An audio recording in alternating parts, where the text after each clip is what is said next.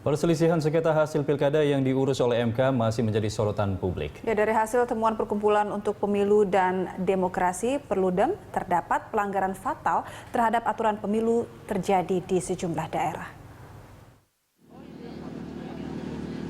Pilkada serentak yang digelar pada 9 Desember tahun lalu masih menyimpan sejumlah masalah. Sejumlah kasus sengketa hasil pemilihan juga masih diselesaikan di Mahkamah Konstitusi. Perkumpulan untuk Pemilu dan Demokrasi atau Perludem mencatat terjadi sejumlah kecurangan dalam pilkada di beberapa daerah. Pelanggaran yang terjadi juga dianggap fatal. Salah satunya terjadi di daerah pemilihan Kabupaten Humbang Hasundutan di Sumatera Utara, di mana salah satu partai politik mencalonkan dua pasangan calon kepala daerah yang berbeda. Perludem menilai hal itu sebuah pelanggaran berat yang dilakukan partai politik. Anggota Perludem Fadli Ramadhanil menyebutkan MK harus dapat melihat potensi konflik yang terjadi di Kabupaten Humbang Hasundutan.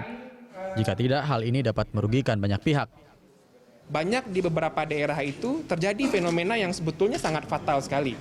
Dan di Humbang Hasundutan misalnya, tidak mungkin partai politik bisa mengajukan dua calon dengan pasangan yang berbeda. Dan ini kan proses yang bermasalah dari awal ketika ada ruang bagi partai politik bersengketa untuk mengajukan pasangan calon secara bersamaan. Nah, ini kalau tidak dikoreksi oleh MK, kemudian bagaimana menyikapinya ke depan? Tentu ini akan menjadi presiden yang tidak baik. Selain itu, Perludem juga menilai syarat pengajuan permohonan perselisihan hasil pilkada yang diatur dalam Undang-Undang Nomor 8 Tahun 2015 melanggar hak warga negara. Undang-undang tersebut dianggap menghalangi warga negara untuk melakukan upaya hukum.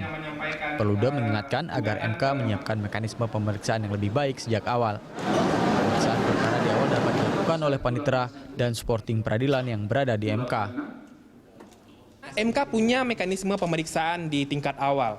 Kalau memang mau melihat signifikansi suara dari setiap permohonan yang masuk, MK mestinya memberdayakan seluruh panitera, seluruh supporting peradilannya untuk memeriksa seluruh permohonan yang masuk di awal dan kemudian memutuskan apakah permohonan ini layak untuk diperiksa atau tidak.